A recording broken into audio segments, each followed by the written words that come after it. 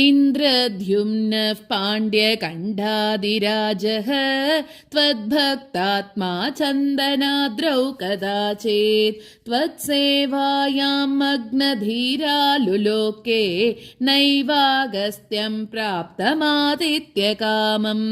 कुम्भोद्भूते सम्भृतक्रोधभारः स्तब्धात्मा त्वं हस्तिभूयं भजेति शप्त्वा तैनं प्रत्यगात्सोऽपि लेभे हस्तीन्द्रत्वं त्वत्स्मृतिव्यक्तिधन्यम्।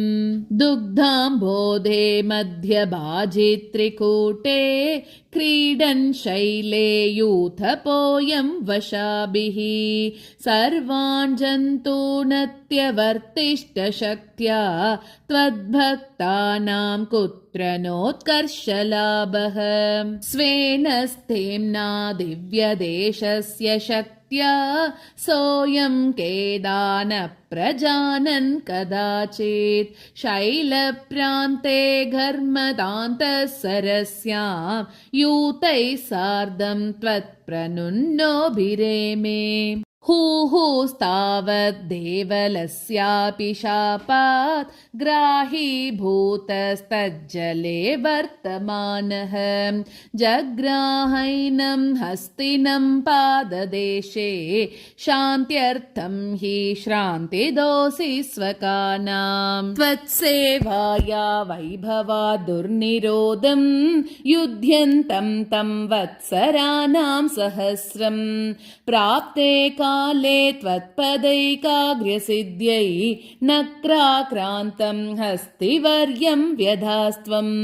आर्तिव्यक्तप्राक्तनज्ञानभक्तिः शुण्डो क्षिप्तैः पुण्डरीकैः समर्चन् पूर्वाभ्यस्तं निर्विशेषात्मनिष्ठं स्तोत्रश्रेष्ठं सोऽन्वगादीत् परात्मन्।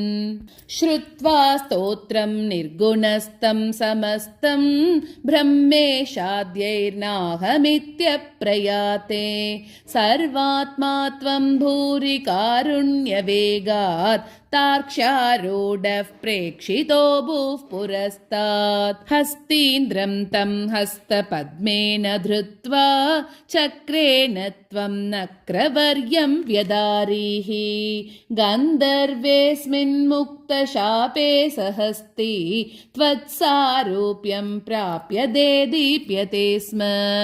एतद्वृत्तं त्वां च मां च प्रगेयो गायेत् सोऽयं भूयसे श्रेयसे स्यात् इत्युक्त्वैनं तेन सार्धं गतस्त्वं धिष्ण्यं विष्णो पाहि वातालयेश। नारायण अखिलगुरो भगवन्नमस्ते। सर्वत्र गोविन्दनाम संकीर्तनं गोविन्द गोविन्द।